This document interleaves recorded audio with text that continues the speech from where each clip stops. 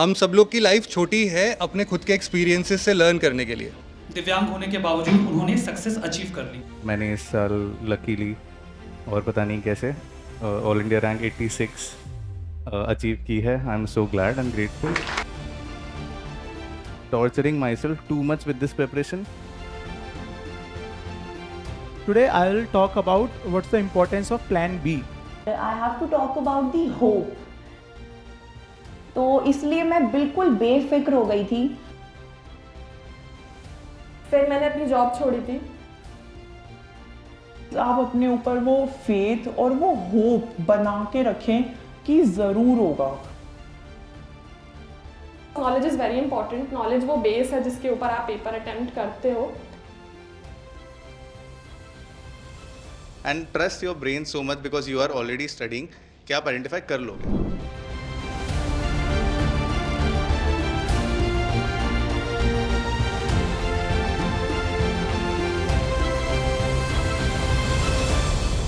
सबसे पहले हम बुलाना चाहेंगे असद ज़ुबेरी।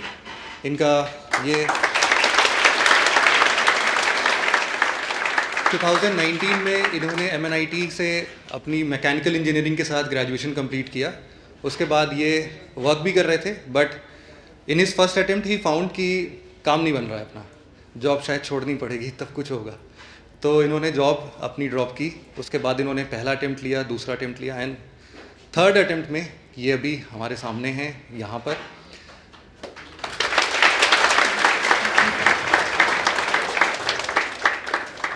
मैकेनिकल इंजीनियरिंग के साथ साथ इनका ऑप्शनल एंथ्रोपोलॉजी रहा है और वहाँ पर भी काफ़ी अच्छे मार्क्स हैं। तो उससे रिलेटेड भी अगर आपके कोई भी डाउट्स होंगे तो वो आप लोग एक बार डिस्कस कर सकते हैं।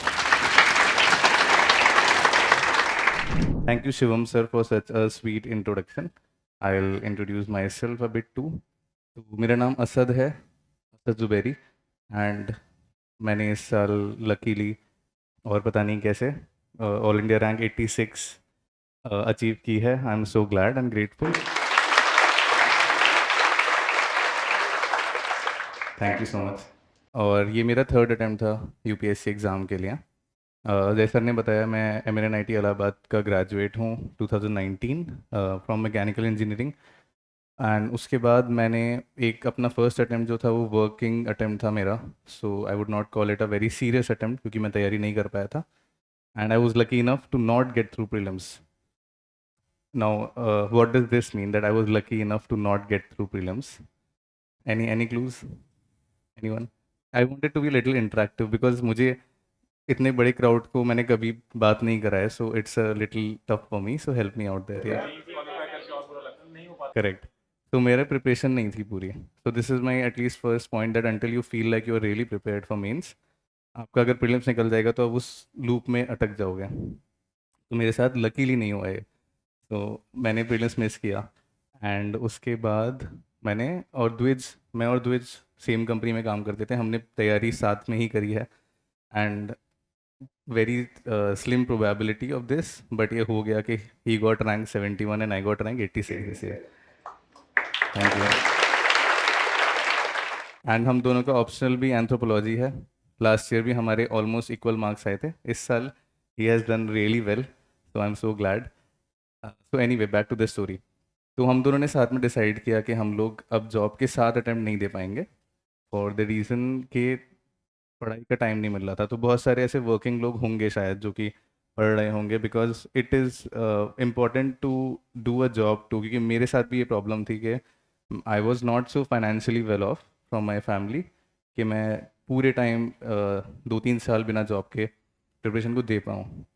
तो मैंने एक साल में बहुत ज़्यादा पैसे जमा करके एकदम कंजूसी से गुजारा so that I get some money to sustain to the next 2 years। तो ऑलमोस्ट ख़त्म हो गया था वो एनीवे अभी तक आते आते, but luckily I sail through anyway. So हम लोगों ने जॉब छोड़ी, मैंने और द्विज ने साथ में जॉब क्विट करी। उसके बाद हम लोग लग गए नेक्स्ट अटैम्प्ट पे। द्विज के पास हमेशा एक नैक था प्रीलिम्स का, तो मैंने उससे वो चुरा लिया और मैंने 2021 में प्रीलिम्स क्लियर किया। And this is also a point. So 2021 में मेरा पेपर बहुत बुरा हुआ था क्योंकि बहुत अजीब सा पेपर आया था and I was not expecting कि प्रीलिम्स क्लियर होने वाला है। तो मैं ना 15 दिन चिल कर रहा था, मैं नहीं पढ़ रहा था, ठीक है। और 17 या 18 डे लिस्ट आती है और मेरा नाम होता है, एंड आई रियलाइज कि यार मैं एथिक्स ख़त्म कर सकता था इतने टाइम में. So there will be a lot of people अभी शायद जिन्होंने प्रीलिम्स दिया हुआ and they are in this dilemma कि यार शायद क्लियर नहीं होगा, क्योंकि मेरी लिस्ट मेरे जो मतलब जितनी आंसर की से जितने मार्क्स आ रहे थे, I scored around 9-8 marks more than that and I got through. तो the best part right now will be कि आप एथिक्स पढ़ना शुरू कर दो, जैसे मैंने अगले अटेम्प्ट में किया है. Anyway I am just trying, थोड़ा एक्सटेंड हो गया. फिर मैंने प्रीलिम्स क्लियर किया, हम लोग ने साथ में तैयारी करी, मेंस क्लियर किया, साथ में इंटरव्यू दिया, साथ में फेल करे इंटरव्यू में. ठीक है, we did not get to the list. तो लास्ट ईयर मैं, द्विज और हमारा एक और फ्रेंड है शुभ्रतोष, हम तीनों लिस्ट से बाहर थे एंड प्रीलिम्स में 4 दिन बचे थे. और look at my over confidence कि मैंने प्रीलिम्स की तैयारी नहीं करी थी बिकॉज मुझे पढ़ना अच्छा नहीं लगता है. तो for the people who think के पढ़ना अच्छा लगना चाहिए, I don't enjoy studying very much, but I was still pushing my self के 8 घंटे पढ़ लेता हूँ so that you know I will get through this exam. Because मुझे लगा कि 20 के बाद आप अगर किसी चीज़ को इतना टाइम दे रहे हो, so you should be honest to that effort and honest to yourself. That is one of the basic points of integrity. जैसे हम intellectual integrity भी पढ़ते हैं शायद ethics में, कि आपने अपने आप से कुछ commitment लिया है तो please be honest to it. So I tried working as much as I could. This year we worked together again, and luckily all 3 of us are in the list this year. So that is good thing that happened. Now I would, because I'm at the platform where I am right now, so I would like to talk about a little about what happened back in 2019 when I started. So I started on 24th May 2019 my preparation. I started reading NCERTs, पढ़ना start किया मैंने. उस time में newspaper पढ़ना मुझे नहीं आता था कि न्यूज़पेपर कैसे पढ़ते हैं या फिर न्यूज़पेपर्स से कैसे समझ भी नहीं आता था. जैसे मुझे अभी तक याद है, the first thing I read about कि यूएस ने इंडिया का generalise system of preferences cancel कर दिया है. 2019 की बात है. मुझे आइडिया नहीं था कि जीएसपी क्या होता है, यूएस ने क्यों कैंसिल किया, इंडिया का. I was clueless. ठीक है, तो I went to YouTube and then finally landed up with only I S Sumit sir's editorial discussion, जो मैंने डिलीजेंटली देखे for 1.5 years to get the knack of कि न्यूज़पेपर पढ़ते कैसे हैं, उनको समझते कैसे हैं, एडिटोरियल से क्या क्या समझने को मिलता है. So that helped me a lot. After that, I relied on mostly on the PPTs of the editorial discussion. उनको अपने notes में डाल देता था मैं. Anyway, this was one part. Another part where only IS has really helped me is when I finally was going for prelims. So Udaan magazines, they are really nice. I've used them. Prahar magazines मैंने mains के लिए use किया अपना. Very nice, very comprehensive, very crisp. So ये journey में हम, मेरा साथ ओनली आई एस का was very a little latent, but there were this emotional support and this back end support जो मुझे यहाँ से मिलता रहा था. तो फाइनली 2022 में प्रीलिम्स दिया, मेंस दिया, and I got a good rank this year and I will get a service of my preference. I hope my first preference in Indian foreign services, so I am hoping that I will land that service. So this was my journey in short. Now there's one point, not taking too much time because there are 2 other people to speak here. There's just one point I want to focus upon. तो क्या हुआ था जब मैं 2019 से preparation करना start किया था. So I am someone who is very socially active. I was very socially active. मेरी हॉबीज़ हैं, I play drums, I like to play rock music, I play guitar, I like to sing, I like to meet people, I like to go out. मुझे party करना अच्छा लगता था. And suddenly UPSC में secluded हो गया था. I was just locked in this room. तो आई जस्ट फेल्ट लाइक कि I was mentally torturing myself too much with this preparation. That was not a very good strategy in the beginning. And हो सकता है मेरे जो पहले 2 failures थे to clear this exam was actually somewhere attributed to not taking care of my mental health and physical wellbeing. Strategy तो बहुत लोग बता सकते हैं यहाँ पे. मेरी स्ट्रैटेजी ऐसी कुछ खास नहीं है. सेम स्टैंडर्ड बुक्स मैंने भी पढ़ी हैं जो आप लोग पढ़ते हैं, उनको रिपीट किया as many times as I could. For example Laxmikanth मैंने 15-20 बार पढ़ी होगी, समथिंग लाइक दिस. तो वो सब सेम है. तो I don't want to actually talk about a lot about that part because वो अभी सबको पता है कि क्या पढ़ना है. But I want to really talk about this, that nothing is more than your mental and physical wellbeing. Please take care of it. And मैंने जो गलती करी थी अपने शुरू के 2 अटैम्प्ट्स में, that I was torturing myself, I was not taking care of my mental health, please don't do it. ठीक है, that is extremely important because nothing is more than that. This body is your only possession. आप exam दे रहे हैं, it's really nice, give an exam but give it with a good spirit, don't give it in a way कि आपको अच्छा नहीं लग रहा है, आप अपने आप को टॉर्चर कर रहे हैं, okay. And also this is there to relate. I hope maybe someone sitting in this group can relate with me. So मुझे भी बहुत mental health issues रहे हैं. I have been through a lot of anxiety. I'm still very anxious standing in front of you and speaking all of this. The only thing I want to say कि that thing cannot pull you down. Embrace it and just go ahead. आप उसको try करो, try to deal with it. But do not consider it as your disadvantage. Maybe life is a little tougher for you, but that does not mean that you cannot reach where others are reaching. ठीक है, सबके पास अपनी personal problems होती हैं, आप ही नहीं हैं अकेले जिसके पास प्रॉब्लम्स है. मे बी आपको कोई इशू होगा, किसी और को फैमिली इशू हो सकता है, someone else may be suffering financially. तो सब अपनी प्रॉब्लम से डील करते करते आगे बढ़ रहे हैं. So this is just to say because now that I have cross the ocean in the small boat that I started in 2019, जो अभी काफ़ी टूटी फूटी हुई है. मतलब जैसे कल दूसरे बात होती थी, सो आई वाज टेलिंग हिम कि अभी इंसान बनने में भी टाइम लग जाएगा मुझे थोड़ा, after coming out of this preparation phase. The only thing I wanted to talk about is this कि please take care of your mental health, give it as much attention as you can, and if you are facing any issue you are not alone there are a lot of us going through similar things, and there are a lot of us getting through the process with flying colors, going through similar things. ठीक, एक तो ये बात. Secondly I think hobbies is something that I would like to talk about, क्योंकि मैंने कभी भी I start developing new hobbies to keep myself occupied. जैसे मैंने पहले मुझे गिटार बजाना नहीं आता था, 2-3 साल में मैंने गिटार बजाना सीखा. I like to sing, I kept singing, I was uploading my videos on Instagram, not Instagram, on some of my own channel. So मेरा बेसिकली इंस्टाग्राम, फेसबुक और ये सब बंद था 3 साल के लिए, बिकॉज मैं बहुत ईजिली डिस्ट्रैक्ट हो जाता हूँ. तो I recognise this about myself कि मैं डिस्ट्रैक्ट हो जाऊँगा. मुझे फोमो बहुत होता है, फेयर ऑफ मिसिंग आउट, कि यार वो लोग पार्टी कर रहे हैं, मैं नहीं कर रहा. You know, they are working, I am not working, they are earning money, I am not earning. तो I am very happy, like not very proud of it, but I just accept कि मुझे बहुत ज़्यादा FOMO होता था और बहुत ज़्यादा I was always scared about this. So I kept my social media on the back side burner कि ठीक है, इसको 4 साल बाद हम लोग यूज़ कर लेंगे. दिल मेरा ही बहुत चाहता था, सबका चाहता है, every one is a human being. Okay, so these are the few pointers that I just wanted to discuss, because I think strategy or kuch the people who are sitting here are also achieved really great things with me, so they can also tell you about it. But this is one thing that I thought कि शायद मैं कल को कुछ rank आ जाएगा. So this is the message that I would like to give to the community, and that's all I want to talk about. If there's anything that you want to ask me for the next 5-10 minutes, you're very welcome to ask. Yes. Oh, I just forgot. I'm so sorry. Sorry Shivam sir. So what happened कि मैं कोरा पे काफ़ी active था 2016 से, and I like to write blogs and answers on Quora. So मेरा एक space है जिसको हम बोलते हैं चाय बिस्कुट. मेरे स्पेस का नाम था चाय biscuit, and I used to upload different things there. Okay, my experiences, random things. कोरा पे सबको पता है random चीज़ें लिखते हैं लोग, and I had a good readership base there. Luckily, people were relating with what I was writing. तो मेरे हॉबीज़ में लिखा हुआ था कि राइटिंग ब्लॉग्स ऑन कोरा. तो I came to discuss with Shivam sir, and Shivam sir told me कि क्या लिखते हो ब्लॉग में. तो आई टोल्ड हिम कि chai biskut, and then he asked me कि chai biskut, why it is a biskut, why is not a biscuit. So it's called BISKUT. So I said कि regional lingo में हम लोग ना बिस्कुट बोलते हैं इंडिया में, and my dad calls it a biskut. So I related to somewhere, emotionally related to my dad. So this was something that he liked, and then he told me कि उसमें क्या लिखते हो. तो हमारे MNIT इलाहाबाद के बाहर 1963 या 4 से एक शॉप है वहाँ पे. There this person, very old person called Bansi भैया.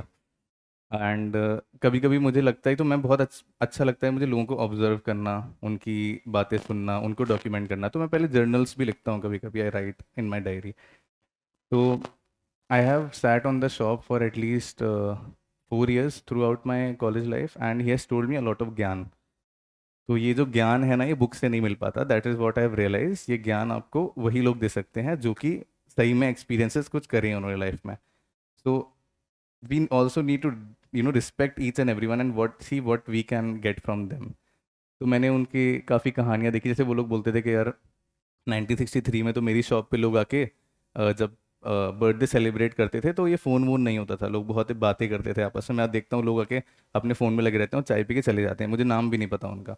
और मेरे 1970s के alumni अभी भी आके अपने फैमिली के साथ मेरे साथ चाय पीते हैं. So that emotional connect of human to human is something that is suffering because of the digital media that is coming. That was his view, and I found it a little relevant. तो मैंने उसके ऊपर एक blog लिखा था, and that space was called बंसी भैया Chronicles. So I used to write his chronicles on my blog, and I told this to Shubham sir, and he said that this is a really interesting thing, and this may come up in your interview. So try to discuss about it. And I went to the UPSC Dholpur House this year, and ma'am was reading my DAF, and she's like, writing blogs on Quora. What is your blog called? And I was like, yes, finally I got the point to discuss. And मुझे एकदम से याद आया कि I was discussing the same thing with Shivam sir while I was taking my mock interview. And then I told her about this chai biscuit. Then she's like, why not biscuit? Why biscuit? Same question came up. I was prepared well. Then I talked about that. Then she asked me कि ये तुम क्यों observe करते हो? Because मेरा anthropology optional है. And she said कि is it a kind of ethnography that you do? And I found it really interesting. So there's something that these people know which हम सोच ही नहीं पाते. वो लोग they are so well read and they are so good that उनको पता होता है. तो मैंने कहा yes मैम ये तो anthropology मतलब सॉरी ये ethnography जैसा कुछ है. And then she asked me क्या लिखते हो? Then I told about the same story which I was telling. And then she asked me कि ऐसी कौन सी 3 क्वालिटीज़ हैं बंसी भैया की जो आपको लगता है can be helpful in administration और can be helpful in your life और can be helpful for us. And then वहाँ से डिस्कशन कंपैशन पे चला गया. कंपैशन से she came to ethics and she was asking me all of this. So this was a real story that. और एक और मेंबर ने एक्चुअली बंसी भैया के बारे में डिस्कस किया था. एंड आई टोल्ड बंसी भैया, I called him and I was like बंसी भैया मेरा एग्ज़ाम निकल गया और आपके बारे में डिस्कस हो रहा था. एंड ही लाइक अरे मैं मेडिकल में बाद में बात करता हूँ तुमसे भी. So the kind of guy he is, I'll go meet him very soon. But yeah, this was an interesting story that मेरे इंटरव्यू में 10 minutes was about एक टी शॉप ओनर जिनके साथ मैं 4 साल बैठे कुछ डिस्कस कर रहा था. And I think they somewhere they wanted to know if it's a true story because they were asking me कि can you describe बंसी भैया, कैसे लगते हैं, क्या हाइट है, what can you describe him, क्या चश्मा पहनते हैं या नहीं पहनते, ऐसे क्वेश्चन पूछ रहे थे. So I think they found it as an honest story because it was indeed an honest story. And I think this honesty and integrity is something that carries you throughout the process. So this was an interesting story. I'm sorry I missed it. Thank you so much for reminding me. हमारे जो next topper हैं उनसे हो सकते हैं आप में से बहुत सारे लोग हो सकता है उनसे पहले मिले हों. एक बार हमारी उनसे मुलाकात हुई थी. वो NIT भोपाल से मैकेनिकल इंजीनियरिंग में बीटेक हैं. उन्होंने अपनी प्रिपरेशन जॉब के साथ शुरू की थी. पहला अटेम्प्ट उन्होंने जॉब के साथ ही दिया था, दैट ही मिस्ड. और सेकंड अटेम्प्ट में उन्होंने इंटरव्यू दिया जहाँ पे वो 5 मार्क्स से मिस कर गए. बट उनका नाम रिजर्व लिस्ट में था और फाइनली उन्हें म्यूनिसिपल कमिश्नर की पोस्ट मिल गई जिसमें वो अभी सर्व भी कर रहे हैं. उसके बाद उन्होंने जो अपना 3rd अटेम्प्ट दिया उसमें फाइनली उन्होंने 71st रैंक अचीव करी. का जो एग्ज़ाम रहा उसमें एंथ्रोपोलॉजी ऑप्शनल है उनका. एंथ्रोपोलॉजी ऑप्शनल को उन्होंने लगातार इम्प्रूव किया है. एंथ्रोपोलॉजी ऑप्शनल काफ़ी पॉपुलर रहा है हाल के दिनों में. पहले साल में उनको 32 मार्क्स उनको मिले. सेकंड अटेम्प्ट में वो इम्प्रूव होकर 273 पे गए और 3rd अटेम्प्ट में ये मार्क्स 300 का आंकड़ा पार कर गए. 315 out of 500 is a big deal. मतलब ये आपको इन या आउट करवा देगा. और एंथ्रोपोलॉजी ऑप्शनल एक बड़ा डिसाइडिंग रोल प्ले करता है उनकी इस जर्नी में भी. आप लोगों को अभी पूरा इंट्रोडक्शन तो आई होप मिल गया है. हम बात कर रहे हैं all India rank 71 Dwij Goyal की. I would like to invite Dwij to come on to the stage. तो वेलकम करता हूं. हेलो एवरीवन, कैसे हैं आप सब लोग? आई थिंक कुछ लोगों से मैं पहले मिल चुका हूँ, इंटरेक्ट कर चुका हूँ. तो सब ठीक है? लाइट है? ठीक है. आई थिंक काफ़ी लोगों ने मेरा चैनल वगैरह देखा होगा, तो टेलीग्राम चैनल. तो मैं जहाँ सर असद ने लीव किया था, I start from there. What is this light है? ये लाइट है क्या है ना? So the thing is, Asad was talking about this mental health. That mental health is very very important from this examination point of view. तो उसमें मी, असद और हमारा एक फ्रेंड है शुभतोष. तो हमारा एक MBA में बहुत चलता है, लाइट है. ये वाला वर्ड काफ़ी अभी पॉपुलर है और MBA में स्पेसिफिकली जिन लोगों ने MBA किया है या करने जाने का सोच रहे हैं, तो लाइट है काफ़ी चलता है. लाइट है मीन्स जो स्ट्रेस आप ले रहे हैं या जो ऐसा एंग्जाइटी फील कर रहे हैं, तो लाइट है कह के ठीक हो जाता है. वो 3 इडियट्स जैसा है कुछ कुछ, बट ऐसा हो जाता है, आजकल चलता है, लाइट है ना. तो अपने को लाइट लेने का है, चीज़ों को बहुत ज़्यादा एंग्जाइटी नहीं लेनी है, बहुत ज़्यादा बर्डन नहीं लेना है, और चीज़ें अपने ही पेस से होंगी. हमें रेगुलर अपना हार्डवर्क करते रहना है, इम्प्रूव करते रहना है, और बाकी लाइट ले लेना है. ठीक है. तो today I will talk about what's the importance of plan B in your UPSC journey, और कब से शुरू करना चाहिए प्लान बी को देखना, क्या क्या ऑप्शंस हैं हमारे पास प्लान बी के लिए. So I will talk about the real thing, है ना. तो हम लोग प्लान बी की बात करते हैं. अच्छा, कुछ लोग यहाँ पर होंगे जिन लोगों का कुछ प्लान बी होगा, तो आई विल आस्क किसी का प्लान बी है, what are the options available for plan B in this UPSC journey, और कब से शुरू करना चाहिए प्लान बी को लुकआउट करना. See, when you are entering this preparation, so you require at least 1.5 year. This is the time you require to actually prepare this exam holistically, prelims, mains, everything. You require at least 1.5 year. You may see some toppers who clear this exam in their very first attempt. So it is because of two things. Firstly, they must have preparing that exam for the past 2-3 years, and secondly they are very fortunate enough to be here. Okay, so there are two things, but I'll talk very real, like what are the realistic options we should have and when to consider about having the plan B. See, 1.5 year is required to prepare this exam, and 1 year goes in this entire exam cycle because it gets completed in 1 year. So if I talk roughly, then around, if you are into this preparation for 2 years, then after 2 years or after 2 serious attempts, you should start looking after your plan B. है ना.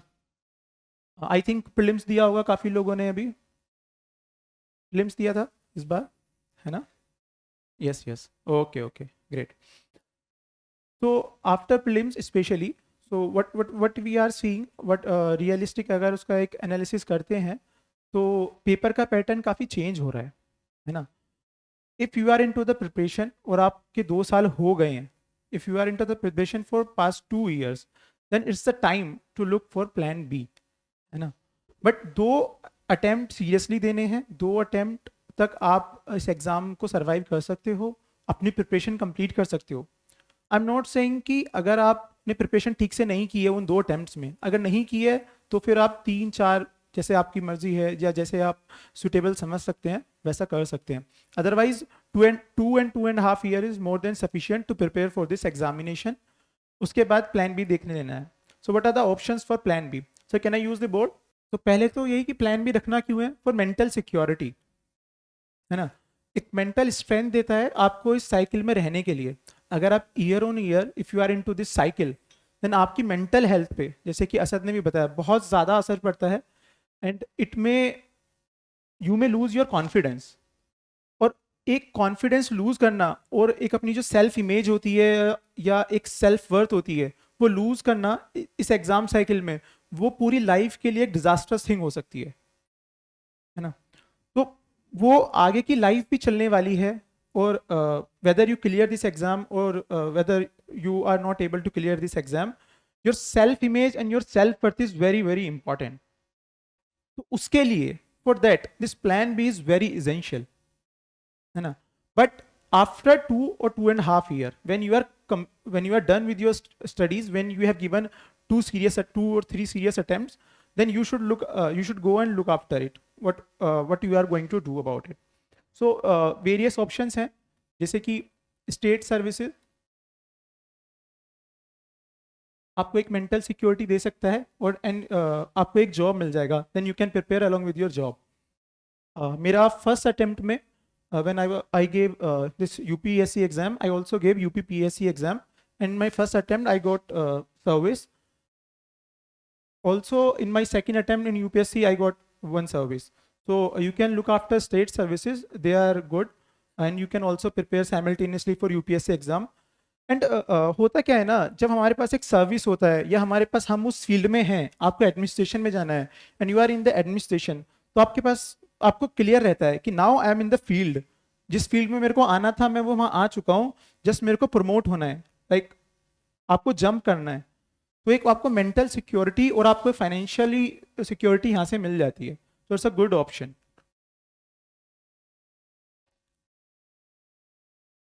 Second is fellowship. There are various fellowships, है ना, जो आप ले सकते हैं, like young India fellowship is there is fellowship called LAMP fellowship, where you get to work with the member of parliament for 1 year. Thereafter, what you can do, you can go for policy making and policy consulting. It's a good option, and I would like to mention that Asad applied for this LAMP fellowship in this attempt. 6 months back, he applied for this LAMP fellowship after our mains, and he has got that LAMP fellowship. And so, sorry. It is starting on 19th of June. Hopefully, you want to be joining now, na? Okay. So he want to be joining now. So he has got that LAMP fellowship because he was very clear that it was my 3rd attempt. Do not have any backup option. So he has already planned for this fellowship, that after doing that fellowship, I'll go in policy making and policy consulting. Thereafter, I'll come back and give my attempts if required. This was his 3rd attempt. So it's a good option to go for fellowships. So why he got that fellowship, I want to convey that also. He used his anthropology knowledge, because in that fellowship, when he was writing one write-up, they demanded to analyze one policy of the government, to analyze it completely, like what can be done, what are the loopholes, how will you do it, like that. So there was one policy related to tribal welfare, and we study that in our anthropology. So he analyzed that policy entirely from the core, and he submitted that, and luckily he was selected. He also discussed anthropology in that LAMP fellowship interview as well. So that's a wonderful thing, where you are utilizing your optional subject which you are studying in your preparation. You can utilize that optional subject to your strength, and you can build upon that. So that's also a wonderful option.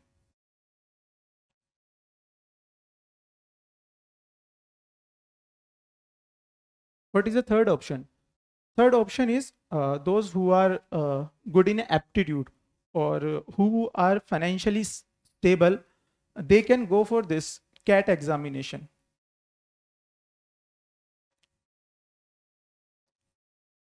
For doing MBA. No. So one of my friends, Shubhatosh, as I talked about, after this mains, because this was his 3rd attempt, and after, as I mentioned, that after 2-3 attempts, you should start looking after plan B, apart from what you would be doing in UPSC. So after his mains, he gave this CAT examination, and he got 99.43 percentile, something. Okay, and he has got call from very reputed institutions, many IIMs as well. Because he was having 2-3 years this gap of being not working and being unemployed. So he has not got call from ABC, Ahmedabad, Bangalore, Calcutta, but he has got from other reputed institutions, other IIM as well. So it's a very good opportunity to look after too. Fourth option is social consulting, social sector. So there are very good institutions like Ashoka University is there, and these kind of institutes like TIS is there, Tata Institute of Social Science. These institutions provide you degree in masters. This institution provide you master's degree. So what you are studying as your optional, or what you are good at, you can do masters in that subject, or you can do masters in policy making, policy consulting, these kind of subjects. I think these courses are usually for 1 or 2 years. By doing these short courses by 1 or 2 years, you can land up in decent job. Thereafter, what you want to do by giving this UPSC exam, what do you want to do by giving UPSC exam? Enter into the social sector, help people, do policy making, है ना? These are the things we aspire for, which we want to do as civil servant. So by entering this sector, you would be doing that thing only through parallel route, but doing the same thing through parallel route. So this is also one of the good option. Apart from this, there are multiple exams which you can give, like someone mentioned CAPF, RBI grade B, and CDS, and many more, depending on your interest, strength, and weaknesses, what one aspire for. I think EPFO is there, NABARD is there. There are many such exams. So plan B is required for your mental strength, for your so that you do not feel discouraged or demotivated at any point in your journey, because this journey can be long. You have 6 attempts, you can clear it in 2 attempts, you can clear it in 3 attempts, or you may take 6 attempts. So it's important to have plan B, to have financial security, to have mental security, and most importantly, to have this self-worth, to be the best in your self-image. That is very, very important. You should feel confident that you are somewhere, you are standing somewhere, and you are good at things. You should not see yourself like I'm good for nothing. I cannot do anything now. So this should not be there, and this situation should not come. I think my motto was clear. Rest other things Asad has discussed. So thank you so much. Thank you so much. Next person जो हमारे सामने आने वाली हैं के बारे में भी कुछ इन्फॉर्मेशन दे सकते हैं. शी इज द वन जिससे कि आप लोग अपने लाइफ में परसीवरेंस सीख सकते हो, सेल्फ बिलीव सीख सकते हो. क्यों ऐसा बोल रहा हूं मैं? Because she has completed his BCom honours from Delhi university, और उसके बाद इन्होंने अपनी प्रिपरेशन स्टार्ट की. First and second attempt could not make her any improvement, या फिर इन्होंने पूरी मेहनत की, बट थर्ड अटेम्प्ट में इन्होंने मेंस लिखा. But again fourth and fifth attempt she could not clear prelims और mains, but the perseverance she held throughout this period, sixth attempt में she made it the final list. So please welcome Priyanka. Hello, good afternoon everyone. Okay, so अभी दोनों sir ने इतना सब बोल दिया है, तो ऐसा तो नहीं है फ्लडेड फील हो रहा है आप लोगों को कुछ? Okay. Have you realized that we three are here with a specific theme to talk about? So can anybody like clearly mention कि क्या themes थी?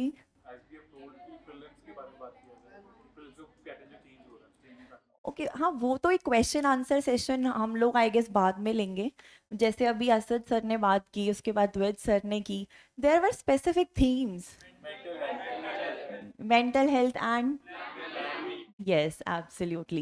So even I am here to talk about a specific theme जो कि मेरी journey से मुझे लगता है कि मैं उसको बेटर बता सकती हूँ. And I have to talk about the hope. So the spirit of not giving up, the patience, the perseverance that you need to keep throughout the journey. So इसके बारे में बात करने से पहले मैं थोड़ा सा अपना जर्नी के बारे में बताती हूँ, तो आप लोगों को शायद बेहतर समझ आ पाएगा and you'll be able to better connect with that. तो मेरे मैंने अपनी 2016 में प्रिपरेशन स्टार्ट की थी after my graduation from Delhi university. उसके बाद स्टार्टिंग के 2 अटेम्प्ट्स में आई couldn't clear the prelims. So first attempt was like just after the graduation, जहाँ पर मैं ऐसे बिना प्रिपरेशन के चली गई थी, बिकॉज आप लोगों ने भी सुना होगा एंड मोस्टली हम सुनते हैं कि एक अटेम्प्ट तो दे ही देते हैं, बैठ जाते हैं जाके देख लेंगे क्या होगा. तो वो एक अटेम्प्ट मेरा इसी तरीके से चला गया था. Then secondly I couldn't qualify prelims with about 0.5 marks, so I missed the cut off. फिर थर्ड अटेम्प्ट में आई क्लियर्ड दी प्रीलिम्स, और मेंस उस साल मेरा क्वालिफाई नहीं हो पाया due to my optional subject that is public administration. So यहाँ पे किस किस का ऑप्शनल पब्लिक एडमिनिस्ट्रेशन है? Just 1, 2, 3, 4, 5, 6, 7, okay 8 to 10 people. बहुत ही कम रेशो हो गया है पॉबैट का. सैड. But ठीक है, as the way पॉबैट is performing these days, so it's okay. तो उस साल मेरे पॉबैट का जो स्कोर था मेंस में, दैट वाज 216. तो because of that I couldn't qualify the mains examination. उसके बाद फिर दोबारा से I couldn't qualify prelims twice. तो फोर्थ अटेम्प्ट में I couldn't sail through the C SAT. Anyone here like facing problem in C SAT as well? के many. और specially अभी तो जिस तरह से सी सैट का नेचर भी चेंज हो रहा है एग्जाम का, it is getting tougher now. सो मेरा सी सैट नहीं हुआ था 2020 वाले अटेम्प्ट में. उसके बाद so I was very broken at that point of time. उस वक्त मुझे पहली बार ऐसा फील हुआ कि मतलब ठीक है, सब सही बोलते हैं, इतने सारे बच्चे एग्ज़ाम दे रहे हैं, मुझसे तो सी सैट भी नहीं हो रहा है, मैं कैसे उसको क्वालिफाई करूँगी पूरे एग्ज़ाम को. तो that was bit demotivating for me. But still I didn't give up कि चलो ठीक है, कोई बात नहीं, अभी भी 2 अटेम्प्ट्स बचे हैं तो अपनी किस्मत को थोड़ा आजमा ही लेते हैं क्या लिखा है. उसके बाद फिर दोबारा मैंने दिया 5th अटेम्प्ट, फिर से प्रीलिम्स नहीं हुआ. उस साल जीएस नहीं हुआ. फिर फाइनली ये मेरा लास्ट अटेम्प्ट था, 6th अटेम्प्ट, जो कि मेरे लिए ऑलरेडी एक ऐसी स्टेज थी जहाँ पर सुनने में ऐसा लगता है कि बहुत डर लगा होगा, लास्ट अटेम्प्ट है, होगा या नहीं होगा. बट फ्रैंकली स्पीकिंग मेरा डर बिल्कुल निकल गया था लास्ट अटेम्प्ट तक आते आते.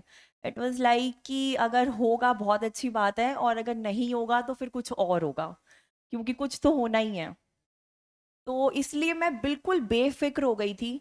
और मुझे ऐसा लगता है कि ये जो एक चीज़ थी ना, that really worked for me.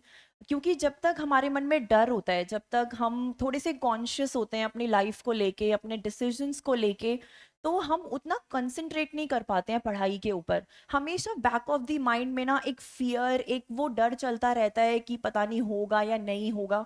और वो मुझे लगता है कि हमें उतना डेडिकेटेड नहीं होने देता है. थोड़ा बहुत डर ठीक है, बट एस्पिरेंट्स में मतलब हम भी अभी 4 महीने पहले तक यहीं पे थे, तो वो एक जो डर होता है ना, वो हमें मुझे लगता है कि पढ़ाई नहीं करने देता. उतनी फोकस्ड प्रिपरेशन हम नहीं कर पाते हैं. तो इसलिए उस डर का जो एक ऑल्टरनेटिव है, दैट इज सेल्फ ट्रस्ट. आप है ना बस खुद पे भरोसा रखें कि आप जिस भी कैपेबिलिटी के साथ आप कर रहे हैं, जो भी आपका पोटेंशियल है, आप पढ़ाई कर रहे हैं, कोई भी आपका सब्जेक्ट है, ऑप्शनल है, just have faith in your self and the Almighty if you like believe in God. तो प्लीज़ ट्रस्ट द यूनिवर्स, उसके प्रोसेस पे आप यकीन रखें कि यू विल सेल थ्रू. अगर आप थोड़ा सा भी डेडिकेटेडली अगर आप पढ़ाई कर पा रहे हैं, चाहे किसी भी अटेम्प्ट में हो, उस बात से इतना फ़र्क नहीं पड़ता है. लेकिन आपका जो ये एक नॉट गिविंग अप वाली जो एक स्पिरिट होती है, that perseverant nature, that is very important. और वो सिर्फ एक एस्पिरेंट तक लिमिटेड नहीं होता है, वो सर्विसेज के बाद भी, मतलब सर्विसेज में एंटर करने के बाद भी उतना ही इम्पॉर्टेंट है जितना कि एक एस्पिरेंट के लिए है. क्योंकि सिविल सर्विसेज हमारी जो कंट्री की सबसे प्रेस्टिजियस ये मानी जाती है, इसके अंदर you have to really work hard, like 24/7 की काइंड ऑफ ये जॉब होती है. तो उसमें भी you need lot of patience, lot of perseverance. जैसे कि अभी हम रिसेंट में सुनते भी हैं कि बहुत से ऐसे ऑफिसर्स होते हैं जो डिप्रेशन में आ जाते हैं, कुछ लोग सुसाइड कर लेते हैं बाद सर्विसेज में एंटर करने के बाद भी. तो ऐसा क्यों होता है? तो वो स्ट्रेस उतना हैंडल नहीं कर पाते हैं मे बी, या कुछ भी ऐसे कुछ रीजंस रहते होंगे. तो आप इसका जब आप सोचते हैं कि आपको एक सिविल सर्वेंट बनना है, तो अपने उस फीलिंग को इतना स्ट्रॉन्ग रखे, get a some solid reason, कि आप उसके बाद कोई सेकंड थॉट ही ना आए किसी भी अटेम्प्ट में, चाहे आपके 6th हो, 9th हो, या किसी के पास कितने भी अटेम्प्ट्स की लिमिट हो, कभी भी वो सेकंड थॉट ना आए कि हम ये क्यों कर रहे हैं. इतना सॉलिड आपके पास एक रीज़न होना चाहिए.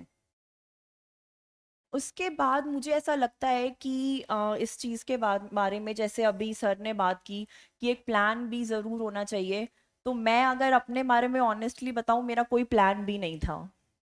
इस अटेम्प्ट, लास्ट अटेम्प्ट तक आते आते भी मेरा कोई प्लान बी नहीं था. तो पहली बार मैंने प्लान बी के बारे में अपने लास्ट अटेम्प्ट में ही आके सोचा, जो कि ऑलरेडी एक बहुत ही लेट मैं हो चुकी थी उसके बारे में सोचने के लिए, कि इसके बाद 5th तक तो मेरे को ये था कि अभी अटेम्प्ट है, that was the plan B for me. उसके बाद जब लास्ट आ गया तब मैंने सोचा कि अब क्या होगा, इसके बाद मैं क्या करूँगी। इनफैक्ट मेरे इंटरव्यू का भी काफ़ी एक इम्पॉर्टेंट डिस्कशन चला वहाँ पे कि अगर मतलब जो मेंबर थे they were very cordial very polite, लेकिन फिर भी उनका ये था कि बेटे हम आपकी बात नहीं कर रहे हैं। अगर अगर कोई भी आपकी जगह है और उसका लास्ट अटेम्प्ट है, उसने अपने इतने साल अपनी प्रिपरेशन को दिए हैं और फिर भी अगर उसका नहीं होता है, तो उसके बाद आपको क्या लगता है where that person will land up. तो तब मैंने उनको बोला कि वहाँ पर हमें कुछ तो बोलना ही होता है। तो मैंने उनको बोला कि सर मुझे ऐसा लगता है कि जो यूपीएससी का सिलेबस है, जो भी हम इसके अंदर पढ़ाई करते हैं वो इतनी वास्ट है, इतनी एक्सटेंसिव है कि हमें बहुत कुछ सिखा देती है। और उससे और स्पेशली जो लास्ट अटेम्प्ट में है, आप ये मान के चलो कि उसके अंदर कितना पेशेंस है कि वो अब अपनी लाइफ में किसी भी फील्ड में एक्सेल कर सकता है। तो दैट वाज द आंसर, मतलब on these lines I answered there. तो वो उनको आई गेस थोड़ा अच्छा भी लगा होगा।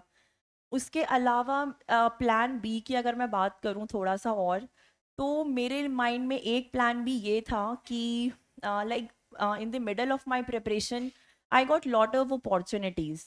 so opportunities like going into the beauty industry, so that was very much modeling assignments, and I even got the offer of working in south industries, movie, etc. So thank you. तो actually मेरा थोड़ा सा इससे related एक background था, मैं अपने college time पे ऐसा करती थी। So that was also mention in my DAF, जिसके रिगार्डिंग मुझसे काफ़ी इंटरव्यू में डिस्कशन हुआ। So one of the member was like कि so Priyanka you already look charming, so why not you want to become a model, why do you want to become a civil servant then. So I was already prepared for such questions because ये मेरे डैफ में था, तो काफ़ी मॉक्स में और अलग से भी I was expecting these questions. तो आई गेस कि मेरा इंटरव्यू थोड़ा सा मेरे फेवर में रहा, very personalised interview, and I also got 193 in interview which is considered very good score. So इसलिए मैं अब ये बातें सारी यहाँ पे बताने का जो एक पॉइंट है वो ये है कि जो आपकी ओरिजिनलिटी होती है ना, वो आपको हमेशा हेल्प करती है। ओरिजिनल जनरल एक परसेप्शन क्या होता है ना मार्केट में, कि अगर आप सिविल सर्विसेज एस्पिरेंट हो, अगर आप इतनी हाई लेवल की आप पढ़ाई कर रहे हो, बिकॉज हमारे में ऐसा ही समझा जाता है कि आप कलेक्टर बनने वाले हो, आपको 15 घंटे पढ़ना है, बहुत सीरियस होके पढ़ना है। तो जनरली सब क्या करते हैं ना, अपनी जो एक ओरिजिनलिटी होती है ना उसको ऐसे छोड़ देते हैं बिल्कुल अपने आप को। कुछ लोग तो ऐसे होते हैं कि प्रिटेंड करते हैं to look that serious aspirant और समथिंग, और अपनी हॉबीज को, बहुत सारी चीज़ों को ना इग्नोर कर देते हैं, बेसिकली अपनी ज़िंदगी जीना ही छोड़ देते हैं। तो मेरा ये पॉइंट है कि आप लोग की जो भी हॉबीज़ हैं या जो आपका एक वो ओरिजिनल नेचर है to enjoy life, to pursue things, चाहे आप फ्रेंड्स के साथ घूमने जा रहे हैं, आप पार्टी कर रहे हैं, आप कुछ भी कर रहे हैं, प्लीज़ आप अपनी उस ओरिजिनलिटी को मेंटेन रखें, क्योंकि वो बहुत सारी चीज़ों को इंश्योर करती है साइड बाय साइड। वो आपके एक हेल्दी माइंडसेट को इंश्योर करती है, आपका मूड अगर अच्छा रहेगा, आप थोड़ा सा इंजॉय कर रहे हो लाइफ में, तो आपको ये पढ़ाई उतनी हेक्टिक नहीं लगेगी, you would be able to feel good. और उस केस में इतना लंबा अगर आपकी जर्नी इन केस जाती है, अगर आपके 2 3 4 अटेम्प्ट्स भी होते हैं, तो आपके लिए बहुत इजी होगा कि आप अपना वो पेस मेंटेन कर पाओ, उतने घंटे की आप पढ़ाई कर पाओ। लेकिन अगर आप सारी चीज़ें छोड़ दोगे बिल्कुल, तो वो फिर बहुत डिप्रेसिंग और काफ़ी स्ट्रेसिंग सा हो जाता है। जैसे मैंने ऐसा किया था स्टार्टिंग के अपने 3 4 सालों के अंदर, जब मेरे इनिशियल 3 अटेम्प्ट्स थे, तो उसमें मैंने बिल्कुल खुद को आइसोलेट कर लिया था, वो भी जस्ट आफ्टर ग्रेजुएशन था। तो मैंने अपना नंबर चेंज कर लिया, मैंने अपने सारे फ्रेंड्स को छोड़ दिया, बिल्कुल आइसोलेट हो गई मैं, एक कमरे में बंद होके मैंने पढ़ाई वढ़ाई करनी शुरू कर दी। अब उससे फिर जब वो 3 बारी तक मैंने मेंस लिखा और वहाँ तक भी नहीं हुआ, देन आई रियलाइज्ड कि this thing is very much against my nature as an individual. तो मेरा नेचर थोड़ा सा लाइवली है, थोड़ा जॉली है, I really like to enjoy things, enjoy life and explore different things around. तो फिर मुझे लगा कि मुझे वापस से अपने उस जोन में आने की ज़रूरत है, ताकि मैं थोड़ा खुश रह सकूं। और ये तो ऐसा है कि मेहनत तो चाहिए ही चाहिए, बट उसके साथ थोड़ा सा हमें एक एक फॉर्चुनेट भी आई गेस मुझे लगता है कि वो लोग होते हैं जो सेलेक्ट हो पाते हैं। तो अगर उनके नसीब में ऐसा लिखा है कि वो सिविल सर्वेंट बनेंगे ही, तो वो बन जाएंगे along with their hard work, लेकिन उसके साथ हमें पूरी अपनी ज़िंदगी को छोड़ने की ज़रूरत नहीं है। इसीलिए so I then again I joined the social media and everything, और फिर मैंने अपने वापस से अपने सारे फ्रेंड्स को रिकनेक्ट किया, फिर मैंने घूमना फिरना स्टार्ट किया। तो उसके बाद से वो थोड़ा सा मुझे एक नॉर्मल वाली फीलिंग आई दैट येस अभी भी मैं एक इंसान हूँ, आई कैन एन्जॉय लाइफ। वहाँ से मुझे थोड़ी सी एक वो होप मिली, और ये लास्ट अटेम्प्ट तक आते आते तो वो इतनी ज़्यादा इंक्रीज हो चुकी थी वो चीज़ कि ठीक है अब जो होगा देखा जाएगा। That chilled attitude somehow came like inside me, that was ingrained in me। तो उसी ने मुझे थोड़ा सा हेल्प किया है when I was writing mains, when I was giving prelims. तो हर बार क्वेश्चन अटेम्प्ट करते वक्त या लिखते वक्त मेरे माइंड में यही चीज़ थी कि यार देखा जाएगा, अभी मुझे जितना आता है, मैंने जितना सीख लिया है ना, मुझे यहाँ पे अपना बेस्ट देना है। उसके बाद क्या होगा let's just leave that to God, let me leave that to the universe. So मेरा बस इतना ही था कि इस तो मैं आप सबको यहाँ पर जो मेरा एक पॉइंट है वो ये है कि प्लीज़ आप अपने ऊपर वो फेथ और वो होप बना के रखें कि ज़रूर होगा। उसके साथ साथ अपनी लाइफ को इंजॉय करें, पढ़ाई के साथ अपनी पूरी लाइफ को इस तरीके से एक बोरिंग बनाने की ज़रूरत नहीं है। कुछ लोगों का ऑल दो नेचर ही होता है थोड़ा सा सीरियस काइंड ऑफ, वो थोड़ा कम इंजॉय करते हैं लाइफ को, उनके लिए ठीक है। बट जो लोग नहीं करते हैं, जिनका काफ़ी हैप्पी और जॉली नेचर होता है, जिनको घूमना फिरना बहुत पसंद होता है, स्पेशली ये उन लोगों के लिए है कि आप वो सब भी अपना थोड़ा थोड़ा कंटिन्यू रखें। और मुझसे एक प्रोमिनेंट क्वेश्चन आता है आजकल जब से जिस दिन से रिजल्ट आया है, so most of the people are visiting my social media profiles, Instagram profiles. So they are like कि तो like the first foremost question is कि मैम आप तैयारी के साथ साथ सोशल मीडिया पे इतना एक्टिव कैसे थे, so how should we manage the time and everything. तो सी उसके लिए ना जनरली क्या होता है, जिन लोगों को पता नहीं होता है, तो मैं सबसे तो इंटरेक्ट नहीं कर पा रही हूँ, मान लो अगर 50 लाख बच्चे भी तैयारी करते हैं साल में, तो उन वो लोग ऐसे में ना मैसेज ले लेते हैं कि ना कोई फ़र्क नहीं पड़ता, ऐसे सब चलाओ और पढ़ाई भी हो जाएगी साथ में। That is not my message. ये डिपेंड करता है आपकी इनहेरेंट क्वालिटीज़ पर। सी जैसे अभी असद सर ने बोला कि वो डिस्ट्रैक्ट हो जाते हैं सोशल मीडिया से, तो सबका एक अलग नेचर होता है। अगर आप डिस्ट्रैक्ट होते हैं अपनी हॉबीज़ परस्यू करने से या सोशल मीडिया से या और किसी भी चीज़ से, इफ़ यू फील डिस्ट्रैक्टेड, तब तो आप उनसे डेफिनेटली एक डिस्टेंस बना के रखें, क्योंकि आपका ये सब करने के बाद भी आपका जो एम है ना वो एग्ज़ाम क्लियर करना है। अगर वो उसमें आपको हेल्प नहीं कर रहा है तो फिर वो करने का कोई बेनिफिट नहीं है। तो लेकिन अगर आपको लगता है कि आपके अंदर सेल्फ कंट्रोल की एक क्वालिटी है, आपको पता है, आपको टाइम मैनेजमेंट करना बहुत अच्छे से आता है, आपको पता है कि कब मुझे क्या करना है, किस वक्त मुझे सारी चीज़ें ऑफ करके पढ़ाई करनी है और किस वक्त मुझे अपना ये अपनी एक्स्ट्रा करिकुलर हॉबीज़ के ऊपर फोकस करना है, तब तो आप डेफिनेटली इन चीज़ों को परस्यू कर सकते हैं। लेकिन अगर आप डिस्ट्रैक्टेड फील कर रहे हैं, आपको लग रहा है सिर्फ टाइम वेस्ट हो रहा है, 10 घंटे में से आप 6 घंटे सिर्फ फेसबुक चला रहे हैं और 4 घंटे ही मुश्किल से निकल पा रहे हैं, तो फिर then that is not worth it, I will not suggest that. तो प्लीज़ ये जो मैंने बोला है कि आप अपनी सारी चीज़ों को थोड़ी अपनी ज़िंदगी जिएं, ये हर कोई अपनी अपनी जो आपकी एक एज एन इंडिविजुअल जो आपकी क्वालिटीज़ हैं उसके अकॉर्डिंग देखकर आप करिएगा। ये नहीं कि हमने किसी को सुन लिया या मैम ने बोल दिया तो ठीक है अब चलाओ, तो प्लीज़ डोंट डू दैट। उसके अलावा सी मतलब बेसिकली मुझे इसी चीज़ के बारे में बात करनी थी, that please don't give up, have that patience, have that faith in your self. और इसके अंदर इसका सिंपल सा फंडा है कि लगे रहो। सो मैंने जब इस तैयारी को स्टार्ट किया था ना, तो किसी ने मुझे बोला ही था कि ये एक 5 वर्षीय योजना है जैसे सरकार की होती है, तो आप एक बार इसमें घुस गए हो तो 5 साल तक एग्जिट नहीं मिल पाएगी। तो वही लगभग मेरे केस में ये बहुत ही सही भी प्रूव हुआ कि मेरे लिए मैं 5-6 साल इस लूप में फंस गई पूरी तरीके से। But fortunately finally I have sailed through, क्योंकि एक मिडिल क्लास फैमिली से बिलोंग करने से लड़कियों के ऊपर और भी बहुत से प्रेशर्स होते हैं कि शादी कर लो या फिर आप कब तक इस चीज़ में लगे रहोगे। बहुत से रिश्तेदार ऐसे होते हैं, मुझे भी ये सब बहुत सुनने को मिलता था कि होने को तो बेटा 1-2 अटेम्प्ट में हो जाएगा, अब हुआ नहीं है, तुम लगे हुए हो इसके अंदर, शादी वादी कर लो फिर लड़के नहीं मिलेंगे। तो ये सब बातें मुझे बहुत सुनने को मिली हैं। बट थैंकफुली मेरे पेरेंट्स बहुत सपोर्टिव थे, उन्होंने कभी मुझे ऐसा नहीं कहा। और बीच में काफ़ी हम फैमिली प्रॉब्लम्स भी आई मेरे उसमें, मेरी मम्मा भी एक बारी बहुत सीरियस हो गई थी। उस टाइम पर भी यही सब था कि आप शादी करो, थोड़ा सेटल हो जाओ, आपकी मम्मा देख लेंगी शादी, ये सब चीज़ें। बट फिर एक फैमिली सपोर्ट और एक खुद का जो एक विश्वास होता है, एक अटल विश्वास खुद के ऊपर, कि चाहे कितनी बार भी गिरे, ज़िंदगी हमें कितनी बार भी गिराए, लेकिन हम वापस उठ के ज़रूर खड़े होंगे, हिम्मत नहीं हारनी है। बस उसी स्पिरिट के साथ मैंने इस तैयारी को किया, और फाइनली इसी वजह से मुझे लगता है that I am standing in front of you. तो यही अगर मुझे ऐसा लगता है कि आप लोग इस स्पिरिट को अगर मेंटेन करके रखेंगे तो डेफिनेटली अभी 1 साल बाद या 2 साल बाद आप में से भी बहुत लोग यहीं पे खड़े होंगे अपने फेलो एस्पिरेंट्स को एड्रेस करने के लिए। Thank you. हमारी नेक्स्ट टॉपर हैं जिन्होंने 3rd अटेम्प्ट में अपने इस एग्ज़ाम को क्लियर किया। उन्होंने जब अपना पहला अटेम्प्ट दिया था तो उन्होंने प्रीलिम्स क्लियर किया, बट वो मींस तक नहीं पहुंच पाई। 2nd अटेम्प्ट में उन्होंने इस एग्ज़ाम को पूरी तरीके से क्लियर किया और 41 रैंक अटेन करी।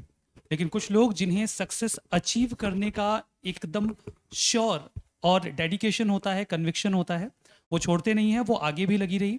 और इस साल उन्होंने ऑल इंडिया रैंक 80 अचीव करी है। मैं बात कर रहा हूँ अक्षरा त्रिवेदी जी की। Thank you. Hi everyone. Hope everyone's doing well, and I'm very lucky and very grateful to be standing here today. क्योंकि मतलब बहुत टाइम तक मैं भी वहीं पे थी, and I have a lot of respect for everybody जो इस जर्नी में है। It is not easy, and as somebody who's been there, I have a lot of respect for everybody जो आज आए हैं और आज आकर के कुछ टिप्स ले रहे हैं, कुछ मोटिवेशन ले रहे हैं। It takes guts to do that, so kudos to all of you. मेरी जर्नी जैसे कि सर ने बताया, मैंने 2020 में दिया था, मेरा प्री निकला था, फिर मेरा मेंस नहीं निकला था, फिर मैंने अपनी जॉब छोड़ी थी। फिर मैंने जॉब छोड़ने वाला टाइम भी थोड़ा सा टफ था, because that was when Covid pandemic, second wave, all of that was happening. So job छोड़ना was probably not the wisest decision there, but कोई ऑप्शन नहीं था, क्योंकि मैंने देख लिया था कि जॉब के साथ नहीं हो पा रहा था। तो फिर देन मैंने 21 में दिया था, तो मेरी 241 रैंक आई थी और मुझे IRS मिला था, एंड फिर मैंने फिर से दिया, फिर मेरी बार 80th रैंक आई है। So that is me. मैंने बीटेक करा है, मेरा बैकग्राउंड ह्यूमैनिटीज़ नहीं था। तो and today I would like to talk about थोड़े जो एक बहुत ही मेजर चैलेंज मेरे प्रेप में आया था, एंड आई फील सबके प्रेप में कहीं ना कहीं आता है, एंड आई थिंक वो यूज़फुल रहेगा फॉर एवरीबडी। मतलब यूज़फुल क्या, मतलब मैं अपना एक्सपीरियंस शेयर कर रही हूँ, हो सकता है आपको उसमें कुछ यूज़फुल लगे। तो एक टाइम पे ऐसा हो गया था दैट आई फेल्ट दैट मैं जो भी इनपुट दे रही थी उसका कुछ इंक्रीमेंटल आउटपुट नहीं आ रहा था। मतलब मैं दे रही हूँ प्री और मेरे मॉक टेस्ट में उतने ही नंबर आ रहे हैं, मतलब स्टैग्नेट हो गया है। या मैं मेंस दे रही हूँ और मैं फिर वही 90s ऊपर नीचे, 100 नहीं क्रॉस कर रहा, क्या करूँ क्या करूँ। तो आई थिंक वहाँ पे उस पोजीशन पे काफ़ी लोग होते हैं क्योंकि वो मेहनत करना चाह रहे हैं and they are ready to work on it, but somehow it is not translating into marks. So for that, there are a couple of things that people can keep in their mind if it can help them. सबसे first जो मैंने कोशिश की थी वो ये था कि जो मैं मॉक टेस्ट वगैरह देती थी उसकी एनालिसिस में मैंने थोड़ा चेंज किया था। मतलब यूजुअली हम क्या करते हैं, हम मॉक टेस्ट देते हैं और उसके बाद ठीक है ABCD, ये गलत है ये सही है, अच्छा इसका आंसर ये है, ऐड कर लो, रट लो और आगे बढ़ो। बट फिर मैंने रियलाइज़ किया कि इससे मैं फंडामेंटली नहीं चेंज करी थी how I am attempting my paper. I was just accumulating more knowledge, and of course knowledge is very important. Knowledge वो base है जिसके ऊपर आप पेपर अटेम्प्ट करते हो, बट सिर्फ नॉलेज accumulate करने से ड्रास्टिकली इम्प्रूवमेंट नहीं दिखती है, क्योंकि वो सेम क्वेश्चन तो नेक्स्ट टाइम ज़रूरी नहीं है कि आए। तो what I did was that I started to see मैं कौन सा ऑप्शन अटेम्प्ट करती हूँ। अगर मैं 50-50 डाउटफुल हूँ तो क्या मेरा सही होता है, अगर मैं 75% श्योर हूँ तो क्या मेरा सही होता है, क्या मुझे वो मार्क करना चाहिए, कौन से सब्जेक्ट में मैं 50% प्रोबेबिलिटी में भी अच्छा कर लेती हूँ। And I incorporated all of that into my mock देने का तरीका, and that really helped me. So when you are analysing your mock test, जब भी आपने जो भी गलत करा है, please look into why you have done it incorrectly, whether you forgot or whether you remembered incorrectly or whether you've just not studied it at all. There are a lot of reasons why things are going wrong. तो आप अगर उसको समझने की कोशिश करोगे that will help you. And B, जैसे mains में भी कभी कभी होता था, ये सेकंड पॉइंट है ऑन हाउ टू इम्प्रूव. कुछ छोटे छोटे टॉपिक होते हैं जो कि असल में पेपर में काफ़ी पूछे जाते हैं, बट क्योंकि सिलेबस में सारे शब्द एक साथ लिखे होते हैं तो हम इतना इम्पोर्टेंस नहीं देते. हम लक्ष्मीकांत 10 बार पढ़ रहे हैं बट हमने गवर्नेंस नहीं पढ़ा है उतना. बट गवर्नेंस से भी क्वेश्चंस आएंगे मेंस में. स्पेसिफिकली मेंस में बहुत क्वेश्चन आएंगे, आईआर से आएगा, इंटरनल सिक्योरिटी से आएगा. तो हमें हर टॉपिक को इम्पोर्टेंस देना है बिकॉज इस एग्ज़ाम में चांस नहीं ले सकते. तो आई थिंक अगर मार्क्स नहीं इम्प्रूव हो रहे हैं तो एक और चीज़ what you can do is what topics have you left and just cover the low hanging fruits in that topic. मतलब आर्ट एंड कल्चर अब बहुत बड़ा है, नहीं हो पा रहा सब कुछ, बट अगर आपने सिर्फ आर्किटेक्चर कर लिया of medieval period, that is also huge. So just try to understand the low hanging fruits कौन से हैं एंड वो कर लो. एंड थर्डली, ये बिल्कुल लास्ट में है, ये तभी करना जब मतलब ऐसे कुछ और काम ना करे. सोर्स जो है आपका उसको ड्रास्टिकली मत चेंज करो, जो आप पढ़ रहे हो वो पढ़ो, बट कोई कॉम्प्लीमेंट्री चीज़ अगर आपको मिले कि कोई डायग्राम्स की बुक मिल गई जो कि मैंने यूज़ की थी, मैं प्रहार यूज़ करती थी इस चीज़ के लिए भी, कि जो भी आपको चीज़ें मिल रही हैं जो आपको थोड़ा वैल्यू एडिशन कर सकते हैं, आप वो भी ट्राई कर सकते हो. और थोड़ा थोड़ा कोई टेस्ट सीरीज से कुछ उठाया, थोड़ी सी सोर्सेज हल्की सी डाइवर्सिफाई करी, बहुत ज़्यादा बिल्कुल भी नहीं करनी है, चेंज बिल्कुल भी नहीं करना है, बट थोड़ा करके. तो I think these 3 points really help me कि आप अगर कहीं स्टक हो और आपको लग रहा है कि मुझे इसे थोड़ा सा 10-20 नंबर बढ़ जाएंगे तो मेरा पार हो जाएगा, तो ये मैंने किया था इस चीज़ के लिए. तो ये मेरा मेन मैंने सोचा था इस चीज़ के बारे में मैं बात करूँगी. इसके अलावा तो I just want to say that इस एग्ज़ाम में सबसे ज़्यादा इम्पॉर्टेंट होता है आपका mental. It's a lot of mental game I feel, be it pre mains और interview. If you are confident and if you feel कि अब ठीक है मैंने जितनी पढ़ाई करी है, it is good enough, I am good enough, and this with that you sit in the exam hall and with that you attempt questions that will reflect. So it is very important that you cover सब कुछ so that you don't feel anxious even if वो नहीं पूछा जाता. हो सकता है कि नहीं पूछ रहे इस टॉपिक से कुछ भी, आपने अपनी मेंटल पीस के लिए उसको पढ़ लेना है. मेंटल पीस के लिए 100% सब कुछ जितना कर सकते हो कर लो, and then have the belief that what I have done is enough. And that is true, what you have done is enough. सब लोग सेम पेपर देंगे, पेपर टफ होगा तो सबके लिए टफ होगा. तो एक अगर आप मेंटल गेम सही करके जाते हो ना कि आपको नींद आई है पेपर से पहले, आप पेपर देख करके डरे नहीं हो, आप पेपर पलट रहे हो आराम से, ऐसे पसीने से पेज नहीं चिपक रहे, तो आपका पेपर अलग जाएगा. And same goes for mains and same goes for interview also. जब भी आप लोग इंटरव्यू देंगे तो इंटरव्यू के पहले भी बहुत ऐसे हार्ट बीट थोड़ा इंक्रीज़ हो जाता है, स्पेशली जब आप रूम के बाहर बैठे होते हो एंड वेट कर रहे होते हो कि आपको अंदर बुलाया जाए. तो बहुत डर लगता है कि क्या पूछेंगे, मुझे कुछ भी नहीं आता है, कांस्टेंट है, हर एग्ज़ाम से पहले लगता है. तो कोई दिक्कत नहीं है, मतलब वो ऐसा you are just thinking that you don't know anything but you actually do know because you spend a lot of time and please do spend a lot of time on studies. So just take care of your mental health that way because it will impact how you do in your final exams. That is it from my side. All the best to everybody over here. Please believe that you can do it. That is the first step. So thank you for having me. Thank you, Anuja.